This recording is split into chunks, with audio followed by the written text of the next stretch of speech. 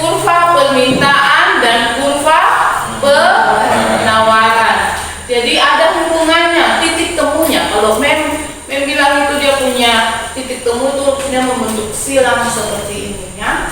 Nah, untuk memahami pemahaman kalian tentang materi kita hari ini, kalian sedikit saja pertanyaannya.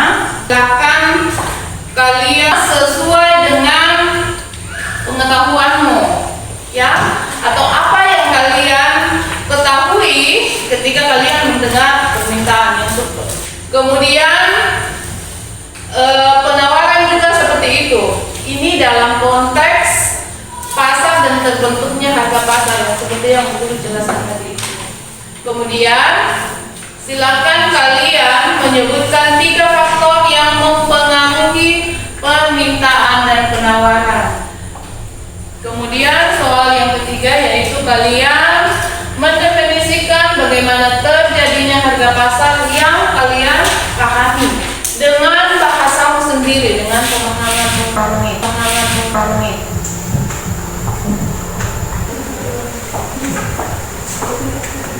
Selesai? Oke. Siapa yang sudah selesai? Iya. Tercepat.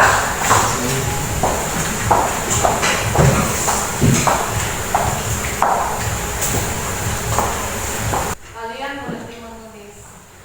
Oke. Mewakili kalian saja ya. Jadi mewakili kalian, kita akan mendengarkan jawaban dari Foja. Bisa Foja? Ya, satu saja, satu nomor saja. Oke, silakan. Nomor 1. Oke. Nomor 1. Menurut saya permintaan adalah sejumlah barang yang diminta dalam pasar dengan harga tertentu, sedangkan penawaran adalah sejumlah barang yang ditawarkan dengan harga tertentu. Nah, nomor 2, 3 faktor yang mempengaruhi permintaan dan penawaran. Yang pertama itu ada ekonomi, yang kedua bisa juga dari selera pembeli, di mana setiap pembeli memiliki selera yang berbeda-beda. Yang ketiga adalah faktor sumber daya, di mana tidak semua sumber daya itu terbarukan, dan ada juga sumber daya yang mengalami kelangkaan dan bisa habis. Oke. Nomor 3, terjadinya harga pasar. Di sini saya menjawab dengan mencari titik netral atau stabil dari permintaan dan penawaran. Oke, kasih aplaus dulu. Oke. Harga itu dikasih simbolnya price, kemudian permintaan itu Q atau kuantitas.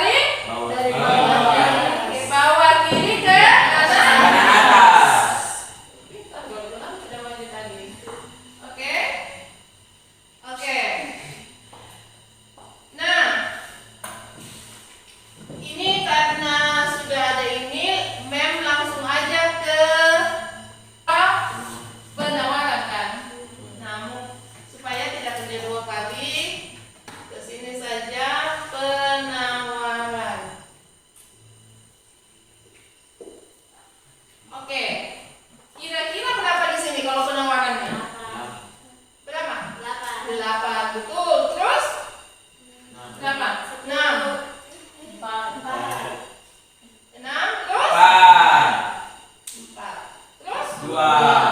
Dua. Terus? Ayo. Kalau salah bisa diperbaiki. Yang penting apa? Berani untuk mencoba.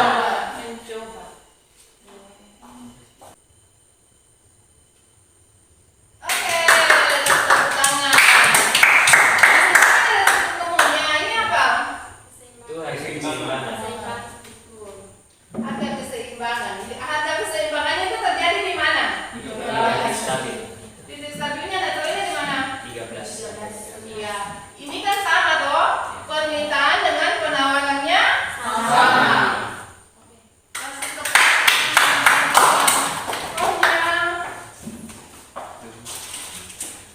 Kasih.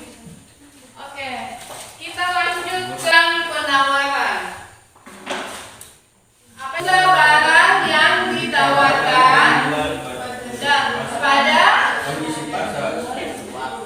harga tertentu dan takut untuk menjawab. Tidak ada yang pukul kamu kalau salah. Ayo. Yang penting berani mengeluarkan pendapat. Penawaran adalah sejumlah barang yang dijual atau ditawarkan pada suatu harga dan waktu tertentu. Oke, itu betul. Dengarkan dulu. Sejumlah barang yang ditawarkan pada tingkat harga dan waktu tertentu. Kita masuk ke faktor-faktor yang mempengaruhi penawaran. Apa saja faktor-faktor? Harga barang itu sendiri. Harga barang itu sendiri. Kita ke produsen ini ceritanya, ya. Jadi biaya produksi, terus apa lagi? Barang itu sendiri, terus apa lagi?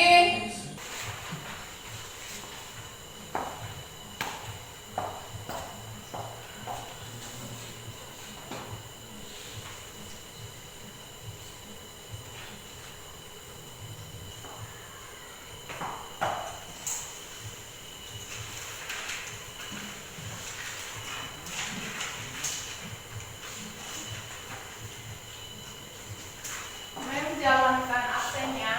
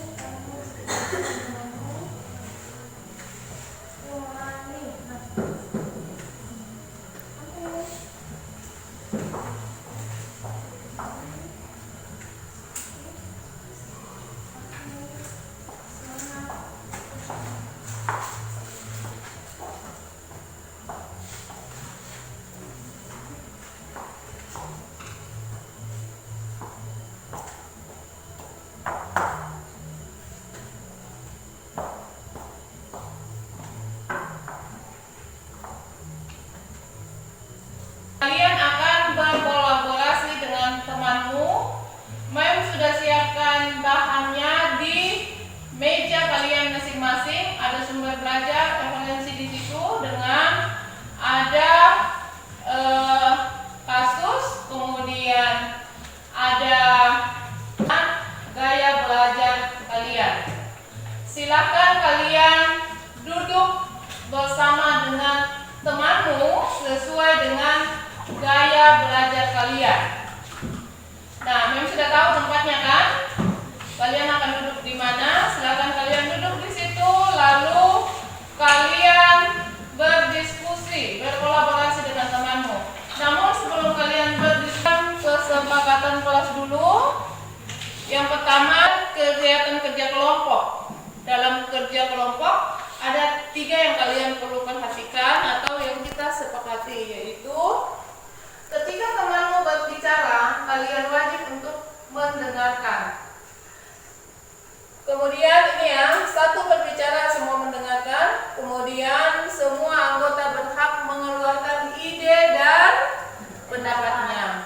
Kemudian hasil dari ide-ide yang kalian lakukan itu kalian diskusikan, kalian simpulkan, dan hasil kesimpulan itulah yang kalian presentasikan sebentar.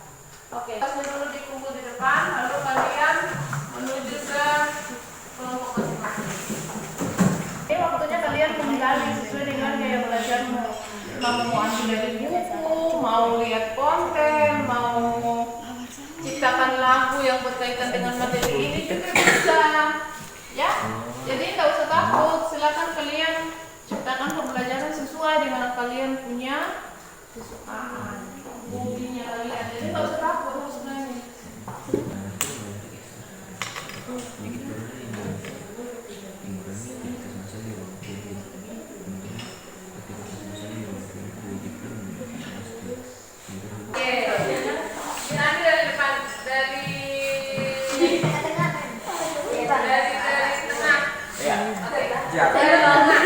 Dari tengah silakan kelompok belakang dengan kelompok depan.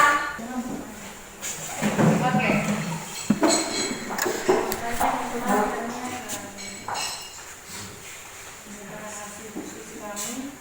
Jadi ini pada buka di atas titik keseimbangan terjadi pada 23.000, di mana jumlah telur yang diminta sama dengan jumlah penawarannya. Jadi harganya sebesar 23.000, disebut dengan harga keseimbangan. Apabila pada tingkat 24 penjual menawarkan 10 kg telur, sedangkan permintaan hanya 3 kg telur, tentunya penjual akan terjadi kelebihan penawaran sebanyak 7 kg telur. Berbeda pada tingkat 20 dan 22.500, di mana penawaran hanya 4 kg telur, sedangkan permintaan 10 telur.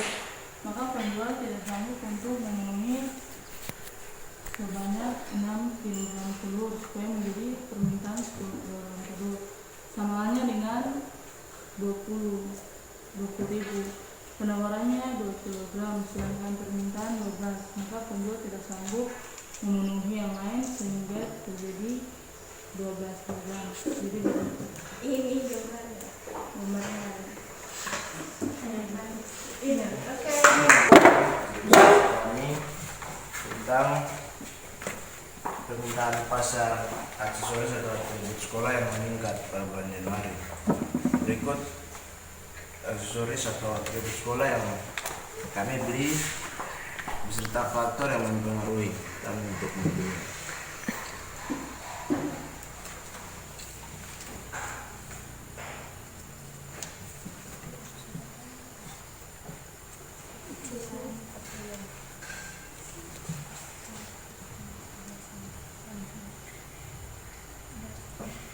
Kenapa tertawa? Nggak boleh tertawa. Apanya itu? Ininya otomatis mempengaruhi. Iya. Ini kan karena dia tidak punya, makanya dia beli tas. Oke. Terus karena iya. Seperti itu ya. Oke, mereka punya kelompok ekonom cerdas.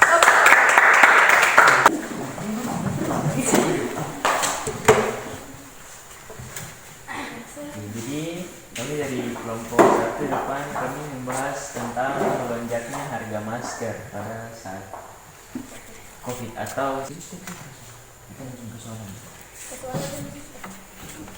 Bisa kalian jelaskan kan? Supaya dorong punya gambaran. Jadi di sini sejak saat itu tuh pemerintah mulai membuat berbagai tindakan untuk pencegahan, seperti mulai ada penggunaan masker, cuci tangan pakai sabun, terus pakai hand sanitizer, terus aktivitas di ruang publik itu mulai dikurangkan. Nah, jika ingin melakukan aktivitas massal di ruang publik itu sudah pasti harus menggunakan masker. Hal tersebut membuat permintaan masker tuh melonjak atau naik. Jadi berdasarkan contoh kasus tersebut ada beberapa pertanyaan yang dijawab dari kelompok kami. Pertanyaan pertama. Pertanyaan pertama akan dijawab oleh teman saya, Fri. Temukan masalah permintaan dan penawaran terkait dengan masker. Jadi teman-teman, masalah dari permintaan dan penawaran harga masker adalah konsumsi masker yang meningkat drastis akan berimbas pada kenaikan harga masker. Yang kedua akan dijawab oleh Janji. Jelaskan mengapa terdapat masalah baik dari sudut pandang permintaan maupun penawaran.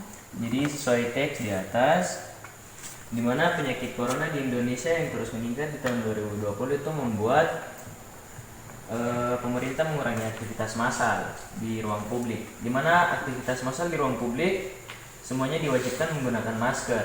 Hal tersebut membuat permintaan masker itu melonjak atau naik drastis. Nah, dengan naiknya hal tersebut sudah pasti membuat harga masker juga itu dinaikkan. Masker yang ditawarkan di pasar itu terbatas jumlahnya. Jadi permintaannya naik, harganya juga permintaannya melonjak dengan harga yang tinggi, tapi dia punya barang yang ditawarkan di pasar itu terbatas jumlahnya. Yang ketiga, adakah faktor timbulnya masalah tersebut selain harga masker? Jadi faktor-faktor yang lain itu adalah yang pertama jumlah masker yang beredar, yang kedua kebutuhan masyarakat, yang ketiga ada oknum yang tidak bertanggung jawab menimbun masker. Sebagai solusi mengatasi berbagai masalah di atas. Solusinya adalah kita bisa membuat masker sendiri dengan menggunakan kain, menjaga jarak, mencuci tangan, serta turun mengikuti perang melawan corona agar masalah penyakit corona dapat teratasi dengan cepat. Ada yang ingin ditanyakan atau sudah cukup? Tulis sejujur-jujurnya. Tidak usah tulis nama, tidak usah takut. Evaluasi kita bersama, makanya Mem sarankan untuk kalian tidak usah tulis nama. Oke? Kertasnya ada di sini, kelompok silakan ambil. Semuanya, mengakhiri kegiatan kita di hari ini, silakan Koja berikan kesimpulan.